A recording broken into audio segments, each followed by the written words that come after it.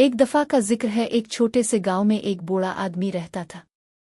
وہ اپنی ایمانداری اور سچ بولنے کی وجہ سے پورے گاؤں میں مشہور تھا۔ لوگ اسے سچے بابا کہتے تھے۔ ایک دن گاؤں کے کچھ نوجوانوں نے اس کی ایمانداری کو آزمانے کا فیصلہ کیا۔ انہوں نے ایک چال چلی اور ایک پرندے کو پکڑ کر اپنے ہاتھ میں چھپا لیا۔ پھر وہ سچے بابا کے پاس گئے اور پوچھا، بابا ہمارے ہاتھ میں کیا ہے؟ اگر آپ نے صحیح جواب دیا تو ہم آپ کو انعام دیں گے، لیکن اگر غلط جواب دیا تو آپ کو گاؤں چھوڑنا پڑے گا۔ سچے بابا نے مسکراتے ہوئے کہا، بیٹا تمہارے ہاتھ میں ایک پرندہ ہے۔ نوجوان حیران رہ گئے، لیکن انہوں نے اپنی چال جاری رکھی اور پوچھا، بابا بتاؤ وہ پرندہ زندہ ہے یا مردہ؟ سچے بابا نے گہری سانس لی اور کہا، بیٹا یہ تمہارے ہاتھ میں ہے۔ اگر تم چاہو تو اسے زندہ رہنے دو اور اگر چاہو تو اسے مار دو۔ سچ کی طاقت تمہارے ہاتھ میں ہے۔ نوجوان شرمندہ ہو گئے اور انہوں نے پرندے کو آزاد کر دیا۔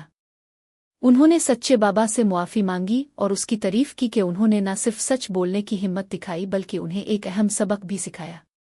اس دن کے بعد سے گاؤں کے لوگ سچ بولنے کی اہمیت کو سمجھنے لگے اور سچے بابا کی طرح ایماندار بننے کی کوشش کرنے لگے۔